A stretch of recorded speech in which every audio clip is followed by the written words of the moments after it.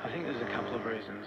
I mean, one is that at the moment, when you look at the period we've been in since 2001, with which is the Tampa election and this real rise of sort of this moronic kind of partisanship that's really fractured our democracy in Australia, and the way that the idea of that good policies, good politics, that's been really cast aside largely.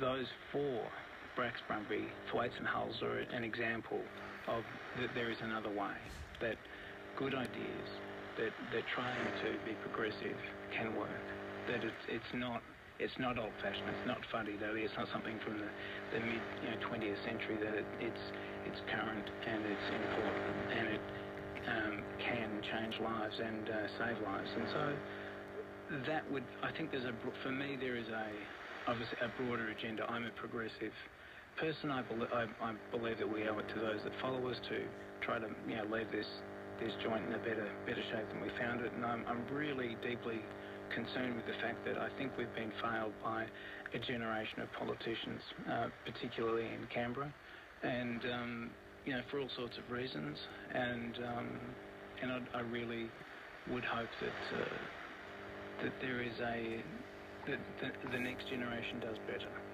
and that they try to go back to ideas rather than. I'd long since left Victoria at the time, but I was grateful to them because they set about to rehabilitate the party after the sad days of my dear friends, John and Joan Curley. So the party was in a pretty ruinous state. It was, and that was about the time when I knocked on Brumby's door and went in, and it was a complete shambles, and nobody wanted to be there, and a lot of the people who were there, they were fighting amongst themselves, so it was.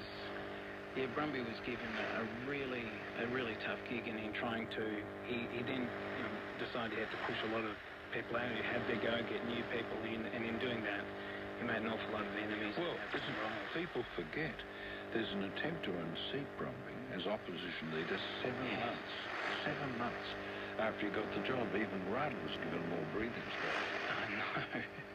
I know. It was an extraordinary period, and he ended up.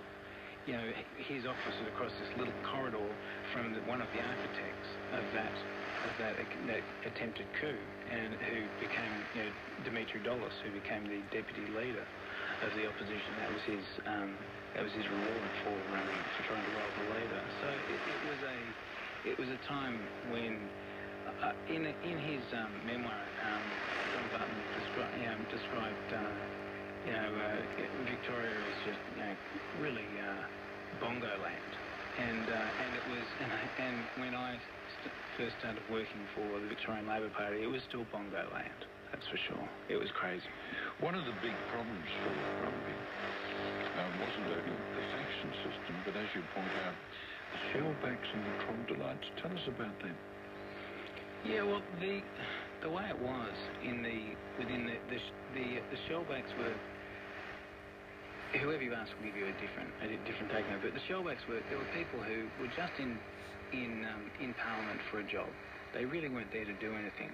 If you remember, if you grew up watching World of Sport, which I also did grow up watching in the 70s, there was a guy called Uncle Doug who used to do the voiceovers. I knew him all too well. But he was a member of Parliament during all that time for the Labor Party. He was a shellback. So these are people that they were not. They weren't in Parliament to try to be progressive, to push a program forward to try to make things better. They were there for personal gain, or for just a paycheck. We've nailed them, the troglodytes. Well, I think that a lot of those were some of the Catholics that left, actually, to be honest, after the split, but also some of the really left as well. I think they were really, you see, the way that I was brought up and what I learned about the Labor Party, it was really of the world. It was a party that was. It was a party of a white Australia policy, among other things, and it was not. It was, it was a working man's party, which I get that, and that's wonderful, but it was not progressive.